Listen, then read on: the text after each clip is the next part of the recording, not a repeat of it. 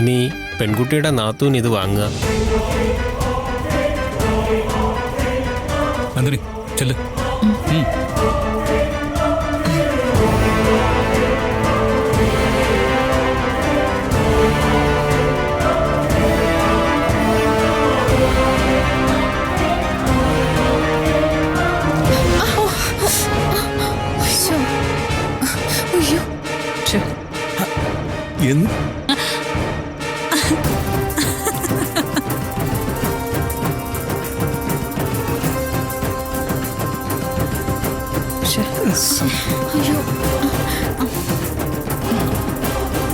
അർഹതയില്ലാത്തതിന് കൈനീട്ടാനുള്ള ദോഷം എന്താണെന്ന് ഇപ്പൊ കണ്ടല്ലോ അല്ലേ?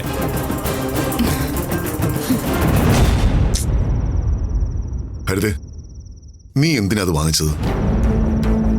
ഏട്ടാ, ഹരിത ഒന്നും പറയണ്ട, സംഭവിച്ചു പോയില്ലേ. തിരുമേനി എന്തേലും പ്രശ്നമുണ്ടോ? ഏയ്, കുഴപ്പമൊന്നുമില്ല. ശുഭകരമായ ചടങ്ങ് നടക്കുമ്പോൾ ചന്ദനം കുങ്കുമൊക്കെ തൂകുക എന്ന് പറഞ്ഞാൽ ഒരർത്ഥത്തിൽ നല്ലത് തന്നെയാണ്.